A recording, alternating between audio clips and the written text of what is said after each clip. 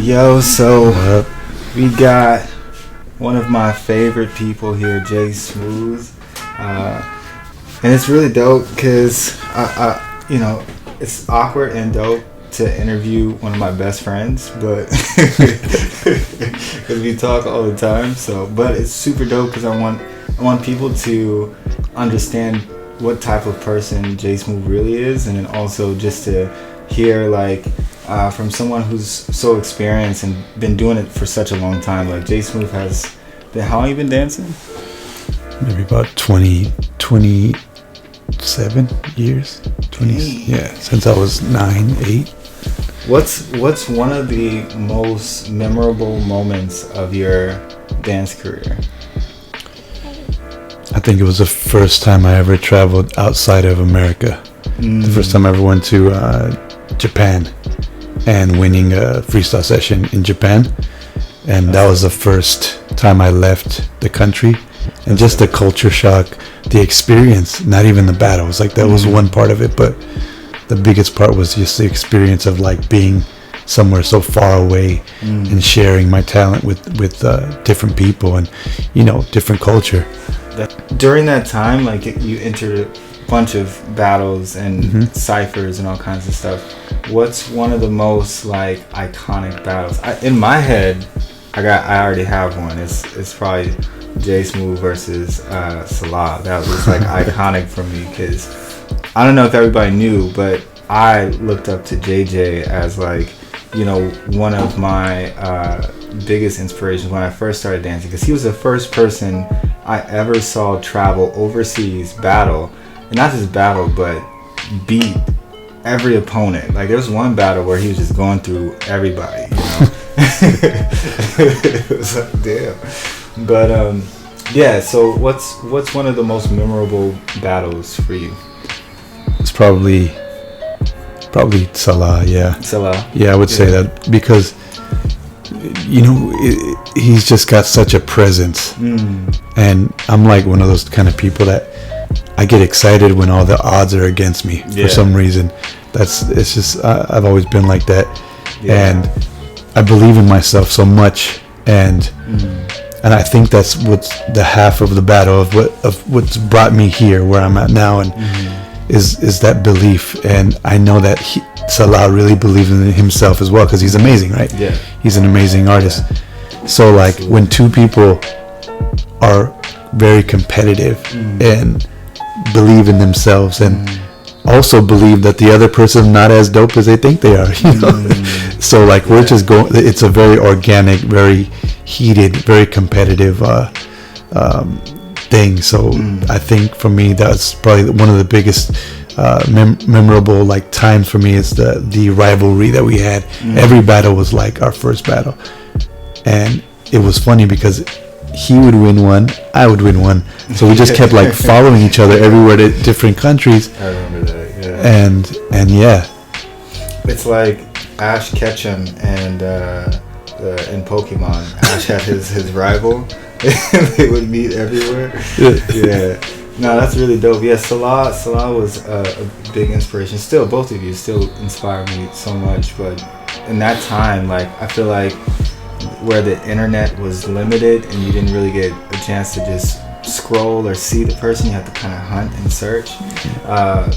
In that time, seeing like Jay Smooth and Salah battle was like, oh snap, sometimes we'd be like, yo, Jay Smooth's about to battle Salah, the new video's up, but yeah, that's really dope. I'm pretty sure hopefully get Salah to do an interview too, and then it would be sick to see you two battle again. That would be iconic for me. Yeah, I'm down. I'm down. Most important thing for newcomers in the Cypher. So the reason why I asked this question is because people that are new to the dancing, they have a problem with knowing how much time they have to Cypher. That sometimes they just go in and they're in there for like 2-3 songs, and you're like, and the dope thing is like the dance community won't say stop. The dance community will just kind of let it happen. But that unspoken, like, uncomfortable feeling that everybody has is still there. So I think for newcomers, it'd be good for them to hear like some tips on just how to cipher. The cipher is not about you. I think that's the biggest thing. It's not about you. It's about sharing the energy between everybody who's around there. So that's the first thing, not making it about yourself to like, oh, I gotta show like my best, and I gotta kill it until I feel confident enough, or until I said enough. It's not about that. That's when you practice with your friends. The cipher is about sharing, and the cipher is about saying something as fast as you can and getting right out and letting somebody else say what they got to say. Right. And it's dope when you have that circulating, because it's like a bunch of questions and answers when people really know how to cipher. It's like a conversation. Yeah. It's an unspoken language. Yeah. And it's funny that you brought that up, because recently these scenarios happen, and I've taken out my timer, and I timed the cipher. I timed everyone who goes in, because I feel like it's necessary, and I feel like that's also a way to teach the cipher etiquette. Yeah. So the best way is just to know it's not about you. Yeah. And to know it's about sharing, and say what you got to say, get in, get out, because know that if you're in there too long, you're making everybody uncomfortable, and you're making everybody wander off to another circle. So a bunch of people are like, oh, he's taking too long. Boom, go to the next one. Oh, they're taking too long. Boom. Yeah, I think it's also the people that are doing like in the cipher for like 2 minutes. They really aren't aware of how much time is happening, because they're feeling the moment, And then also, because the cipher is not about you, it's about the energy. Everyone is there collectively with this energy about everyone, So, and then, I think for the new dancers that are just getting into like ciphering, I think they really want to show, especially if they get in a cipher with J Smooth, they're like, yo, I want to show J Smooth what I got. I want to get a response from this person, or whoever they feel inspired by. So I think that's really good advice. So like just having awareness of like the people around you. Everyone's waiting to jump into that cipher too. So if you do like a minute, and you get used to it. Now you're used to it, right? You're like, all right, I know when it's like 40 seconds, I'm gonna do a couple of more moves, and then I'm out. Also because of the time limit, like it might be a break between a battle or something, or like just know that there's a time limit, so everybody wants the chance to like get down and get busy, and so like just being aware of the time management of that. You don't have that much time. They're gonna DJ's gonna cut, gonna go to something else. Yeah, absolutely. So next question: how to deal with losing a battle? How do you deal with losing a battle? So for me, because dude, I was losing all the time, bro. Like I'm not at all Slimboogie from winning. I think I'm more so me because I lost so many battles. If you come up really fast, you end up, winning. It actually hurts you more. I think that you have to lose a little bit in the beginning to know what route you really want to take, because when you're rewarded so easily, you get content and you get comfortable. So the way I've dealt with it is just like, if I lost, there must have been something I did wrong. Let me find the problem within myself, and then let me try to take more examples from the environment around me, and then see how people are handling winning. How's this person winning? How did this person lose? And it kind of gives you an idea of what it is you need to work on within yourself. So that's kind of how I worked on dealing with losing battles. Even though most of the time, not most, but a lot of time, I lost because of no reason at all. Sometimes I had no idea. Right? Yeah. So then you have to look in yourself and find what is it that I can improve within me, and then that's when you can kind of step forward. I think for me, a good way to deal with losing is by taking and accepting constructive criticism from the judges, but take there's a balance of that, because you, in the end of the day, have to be true to you. But you can allow others to help mold you or guide you in a way that can get you better. Sometimes it might not be what you want to hear, but sometimes they may see something that you're not seeing in yourself. So take everything with a grain of salt. Take it and apply what works for you. But I would say the best way is to at least try. At least try. I say, like, because every single judge, you can be on top of the world, especially right now. You could be killing it, winning things, and then suddenly you get a panel of judges that just does not understand the type of movement that you do. And it's not that they're wrong, it's just that they haven't walked in your shoes. They haven't tried that. So if you want to win that battle that they're judging, maybe go in with the mindset of, like, okay, I know what they like to see, I know where they're kind of at. Maybe even do your homework on how they judge other battles. Watch their judgment on other contests, and you know, put that into your training. Like, if you wanna win. But another way is, you being yourself is already a win in itself. So, like, it depends on you. Me, I want to win. Some people just want to have fun. Me, I want to win, so I adapt my style based off of what people are winning contests in this moment. Every few years it changes, but I adapt to, like, what is the standard of how people are winning. Okay, this year they're hitting really hard, they're doing this, they're doing some, like, leg work. So I'm like, okay, let me put some of that into me, but still be myself.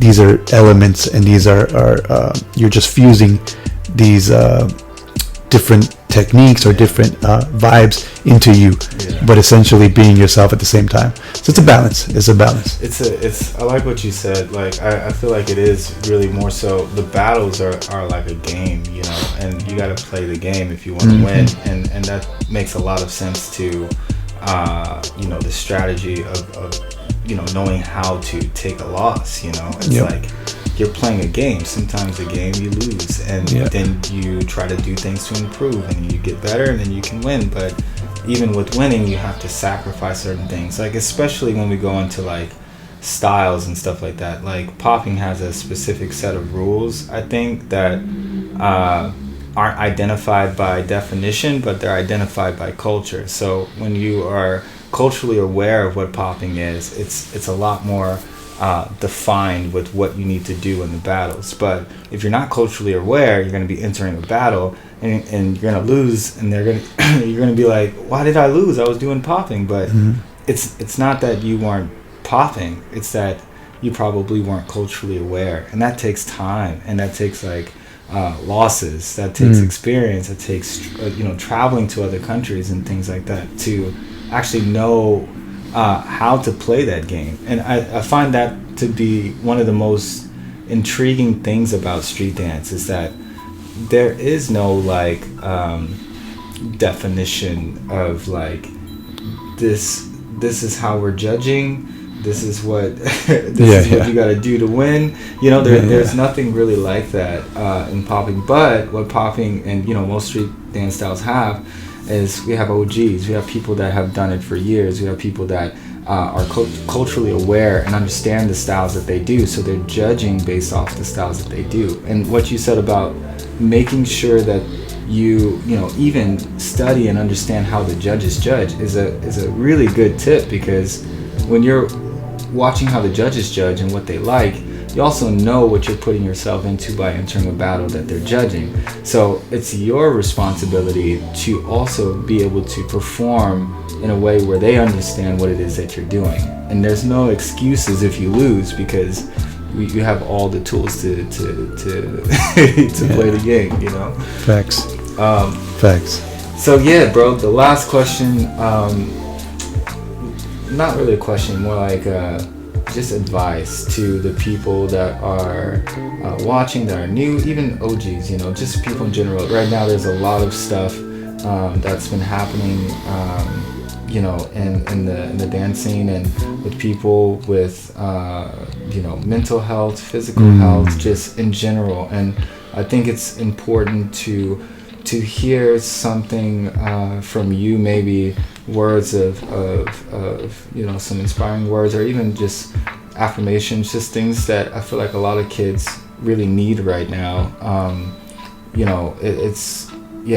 I was talking to a guy, I'm not going to disclose his name, but I was talking to a guy, and he's going through something, I believe, pretty serious with mental health. And it just makes me feel really sad that people feel not worthy or not important in the street dance world. And there was a time where we all like vibe with everybody, even if it was like we were on some battle beef stuff, on some like kind of young stuff, we still kind of like wanted to see that person, remember, like you would go to a battle, I hope this dude shows up today, I'm gonna battle this dude, and then you would battle, and then after you would shake hands, and then the next week you'd be like, I want to battle this dude again, At least it was like that. Now it does feel like there's a strong amount of separation from the culture and from the love part of the culture, the actual connection of like wanting to be around those people, be close to those people. So